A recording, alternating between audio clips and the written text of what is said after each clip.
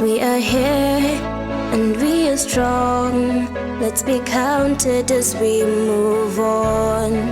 Make a difference, change lives as we tell our different stories. We are capable, beautiful. We are born to do great things. We're unstoppable, incredible, 'cause we're differently abled, differently. It is my hope that you had a productive week. As you plan for the week ahead, let's engage here on Able Differently, where we strive to create awareness on disability issues. My name is Jane Theory. Welcome. We're differently abled, differently. There has been growing awareness on menstrual health and hygiene, but still, a lot needs to be done to ensure that it addresses the needs of everyone, including persons with disabilities. Doris Murimi, founder and CEO of Endo Sisters East Africa, takes us through menstrual health. Doris Murimi, founder and CEO of Endo Sisters East Africa, takes us through the menstrual health. We focus on one, menstrual health, specifically menstrual disorders, dissemination of information on that, and secondly on endometriosis advocacy. Endo Sisters was actually created almost 7 years ago. It started off as just as a support group. I'm an endo warrior, endo and adeno warrior myself, so I started it actually when I was living and suffering with endometriosis.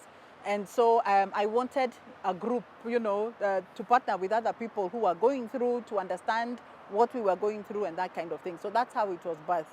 Then later on, we developed, it became a foundation, and it has board members, and we now took on a broader mandate, menstrual health, as I've said, and advocacy issues.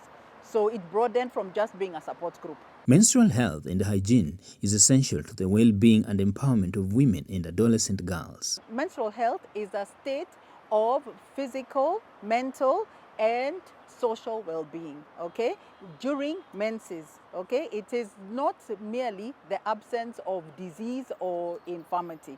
So it means that a girl is, she's okay. She's not having any pain, physically, mentally, and even it's not affecting her social status.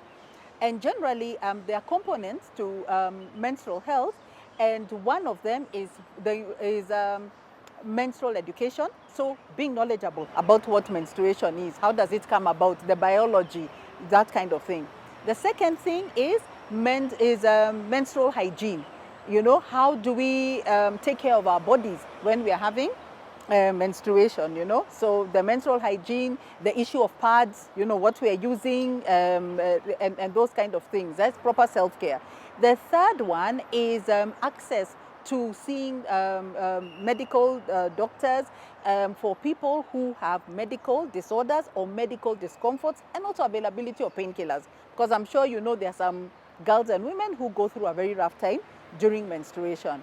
The fourth one is about having a positive and enabling environment during menstruation.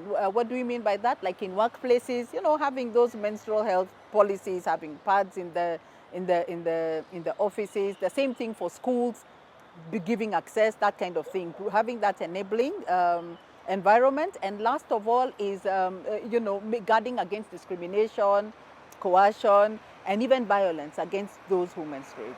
While menstruation is a normal and a healthy part of life for most women and girls, in many societies, there continues to be a lot of discrimination and constraints resulting from lack of information. Mtu amefika anatakana kuonekana na daktari, anaiko kwa line pale angoje. So mimi nikiona tu at least nakupenda kukaa pale mbele. Nikiona mtu wa disability anakuja, I make them feel wanted. Na madaktari wanajua mimi nikuja uongee na hao watu wako. Kuja uongee na hao watu wako. So nikiwaongelesha hata hiyo sign language. Najaribu kusoma, though sijasoma vizuri sana, but at least pia wenye wanakuja wajui kuongea. Juu daktari akikuja akiwa kwa line, wakati anajaribu kuongelesha mtu wa nini, akiona ni mtu wa kuongea na mikono, anamweka parking, wewe ngojea hapo. So ngojea hapo, inakuwa mtu anaweza kaa hata the whole day because hakuna mtu wa kumwatendia, ama upate mtu ana stama. So na sana ile time ya kungoja kwa nini sikize vile anaongea nini, ana hiyo time. I'm advocating for sexual reproductive health, SRHR, for people with disability. Please, wakikuja kwa facility wapatiwe ile love, waonyeshwe kuna vile mtu at least akikujia kama ni family planning, anapatiwa family planning ile ambayo anataka. Please wache kuchuzia mtu, maybe I'm coming for, I want maybe an IUCD, niekewa IUCD. Then you as a nurse, unakuja unaniambia hautanifanyia IUCD because unaona hiyo queue kunipeleka kwa nini, hiyo nini procedure room ita take time, na maybe queue ni mrefu.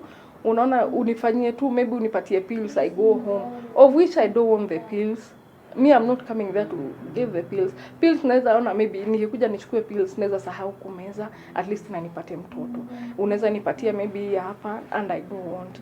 Nipatia mtu ile service ambayo anafanya nini anahitaji.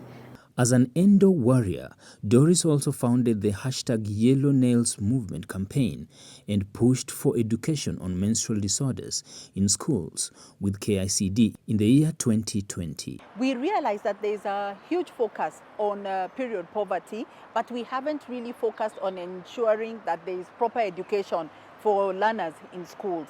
So with the introduction of CBC, we lobbied the government, the Ministry of Education, to introduce comprehensive menstrual health education, and that was to include issues of menstrual disorders. And you've seen how they come in from the definition. And we are so happy that it was actually incorporated, and that was for grade 8 learners.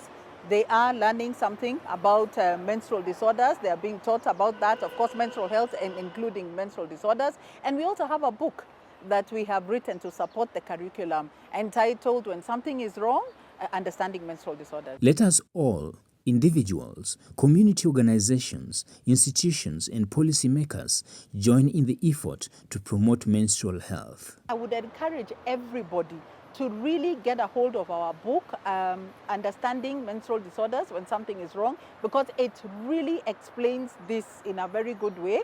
And you can access this information. You can go to our website, Endo Sisters East Africa Foundation, go to the resources page, and there you will find the book. We take a short break, but we'll be right back with more. Don't go too far. We're differently abled, differently.